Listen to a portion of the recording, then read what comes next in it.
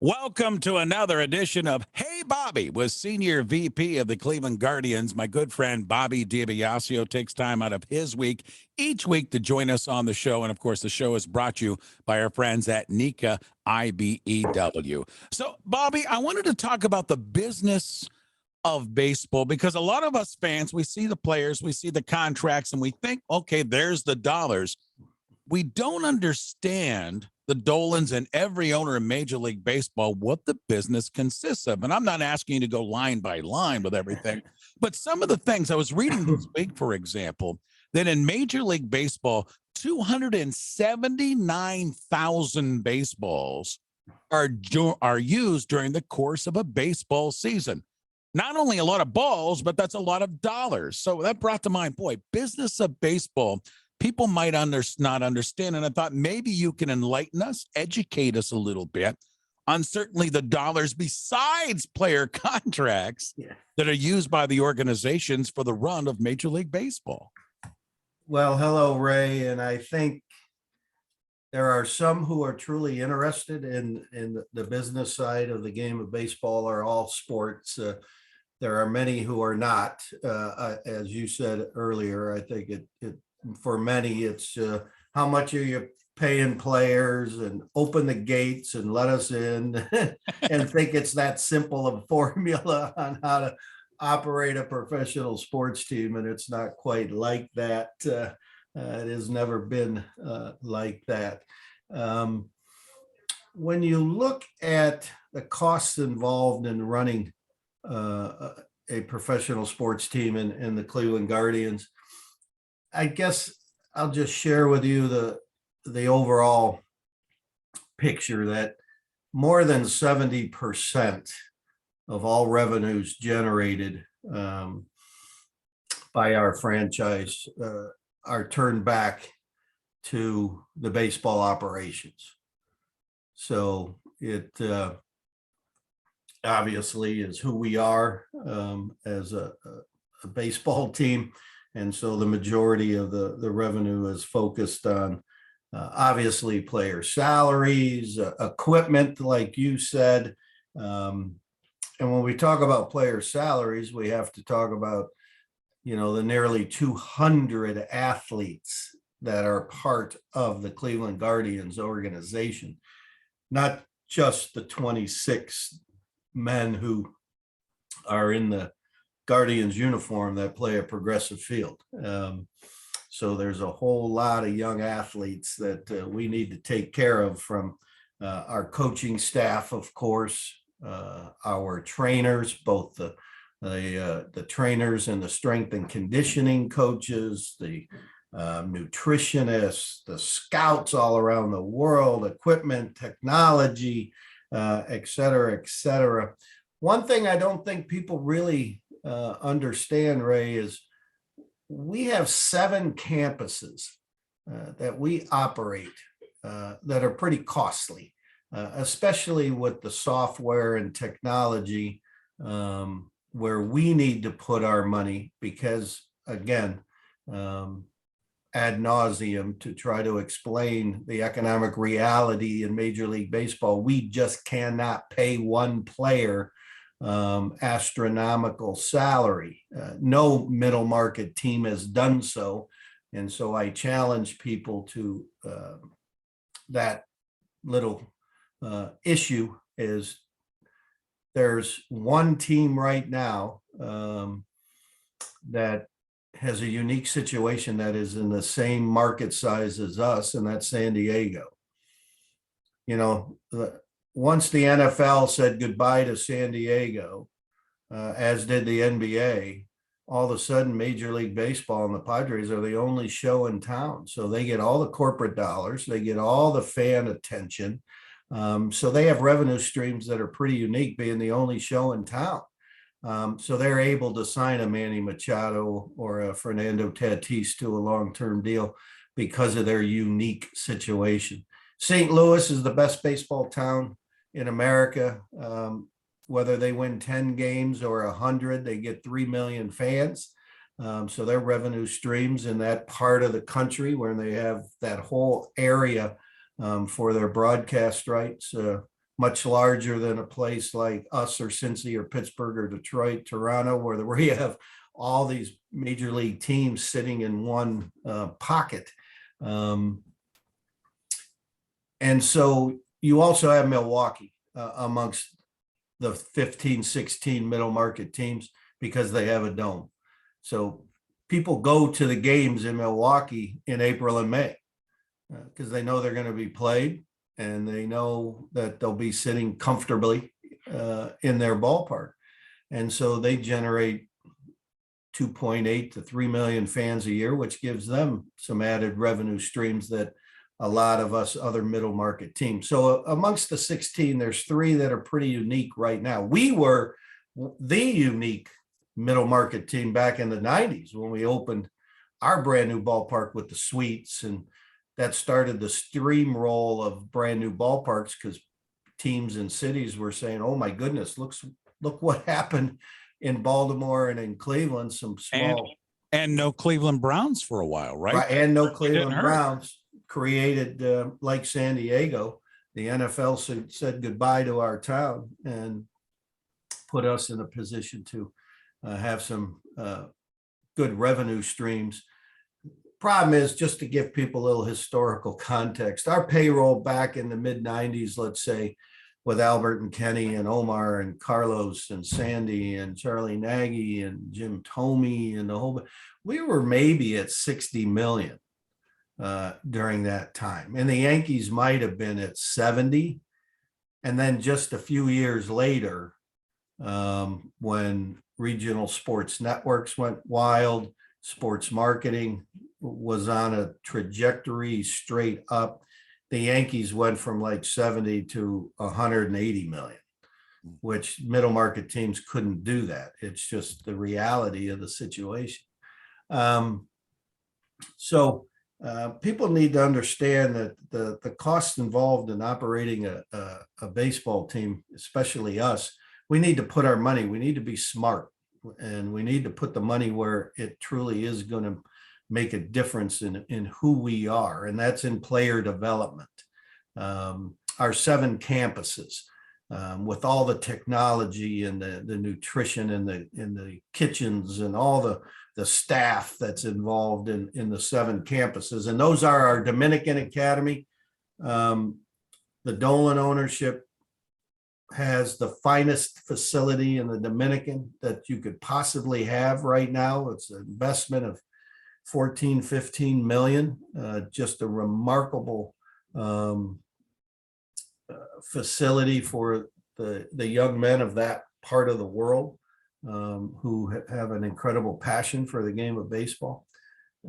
We have Goodyear, as you've been to Goodyear to see what that complex is all about and the technology that's needed and robotic cameras and all the things necessary to provide every resource possible for our athletes. We also have Progressive Field, of course, and then we have our 4 minor league teams that it's our nickel to put in all the robotic cameras and all the things necessary to provide all the resources for our players. So there's 7 campuses that are pretty expensive to operate, but that's how we go about putting a winning team on the field, is through player development. And all of these things are focused on that one issue. Senior VP with the Cleveland Guardians, Bobby DiBiasio with us. Bobby, that you lead me into my follow-up question. There is a lot of us don't understand the Guardians tie with their minor leagues teams, you know, from single A to double A, triple A, what they take care of compared to the ownerships in those different cities. Can you explain that for us? Well, I'm not as up to date on every little item that's in the player development contract with each minor league team. Just the general concept that, you know, we provide the product and they go and sell it. And we're very fortunate, you know, the Babby family in Akron and our partners in Columbus and in Lake County and Lynchburg, we're teamed with, you know, just terrific, passionate people who it's a joy for us to be connected in those cities. as we, again, can't stress enough the focus that is put on player development in our organization. You have to produce your own pitching. It's so expensive on the free agent market. We've done a pretty good job of putting quality pitchers out on the ball field with regularity. You know, the coaching staff is ours, of course. You need to work closely with the minor leagues to make sure that there's kitchens now available instead of just sending guys to Wendy's after the game or whatever. I mean, it's important that we teach our young people the focus of health and wellness, not only for their baseball career, how to fuel that engine properly on a daily basis, but in life. We have classes in spring training for our young people, and especially the single guys that, you know, need to how to cook instead of just ordering that double cheese sausage pepperoni pizza every night. You know, what is important to put into their body and fuel them properly. And so we work closely with our minor league teams to have, you know, the batting cages, the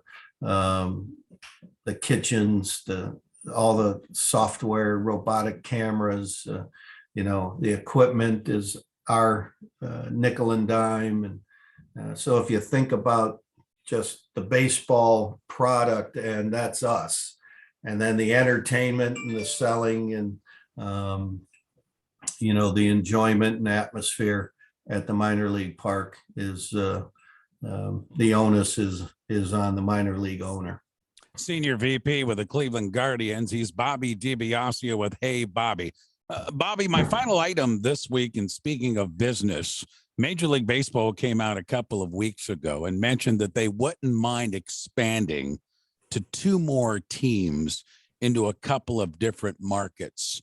And I know you don't have any inside scoop. I'm not asking for that. But as you look at Major League Baseball in the cities, and you were talking a little bit about the San Diegos and Milwaukee's and St. Louis's, do you see any holes across the country, or from what you know with research, where baseball could fit a couple of more franchises?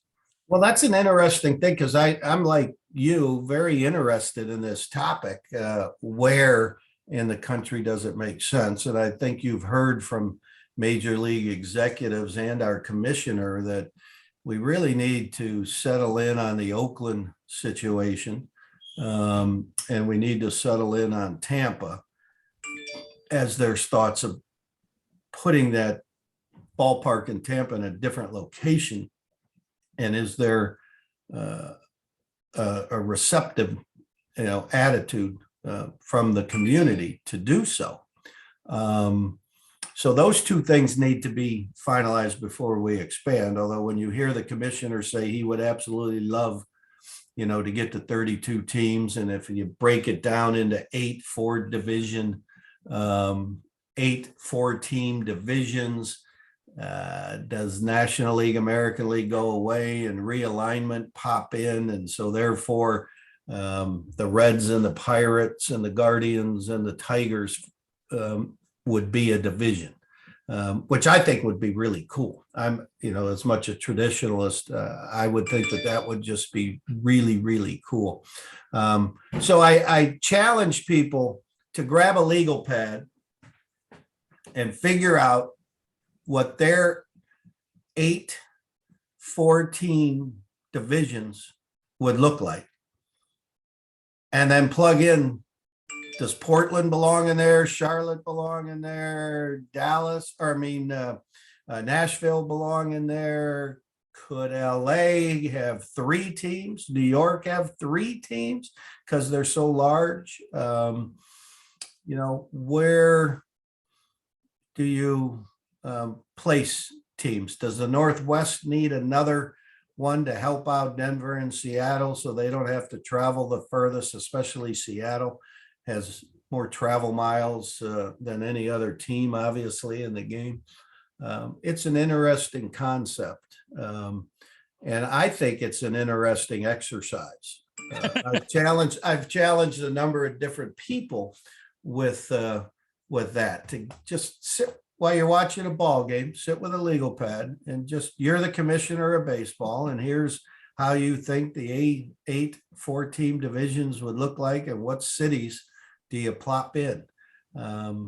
So it's not easy when you get into it, especially when you get to places like Chicago and Milwaukee and St. Louis and Kansas City. Again, the 2 Chicago teams, Minnesota stuck up. How do you maneuver all that? And I think it's an interesting exercise. Well, from what you said to me, and again, just from taking your example, Portland almost seems like that makes sense when you talk about Minnesota, Seattle, Colorado, Portland.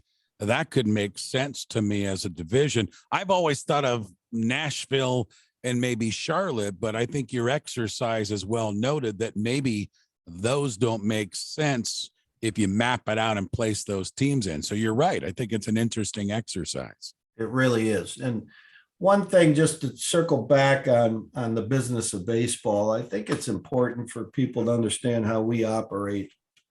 You know, you always hear that we're a well-run organization, one of the best in baseball, and it really is a compliment because we work so hard. But it's also a product of the fact that we understand our strategic priorities. I mean, we absolutely understand who we are, you know, that our purpose, just to give people a little quick thought, you know, how we go about it internally.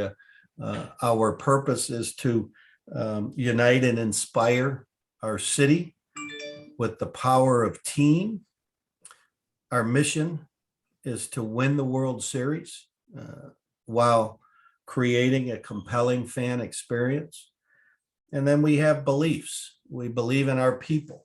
We believe in who we are and who we hire, and how we go about our business in the sense of collaboration. We believe in collaboration. We believe in learning, and we believe in excellence. We believe in a standard that will make not only our teammates, the players and the front office staff very proud, but our fans proud of who we are and how we go about doing our business and understanding the role we play in our town and in the community service to others, aspects to our business. So I think it's important that people understand that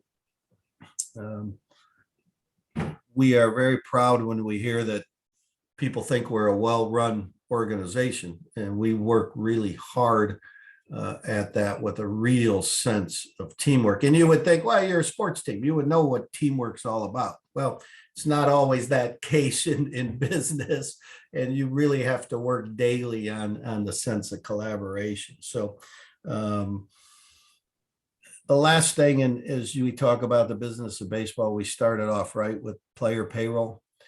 I would just like to add this little footnote that the Dolan ownership has owned the team for 22 years, the longest tenured owners in franchise history.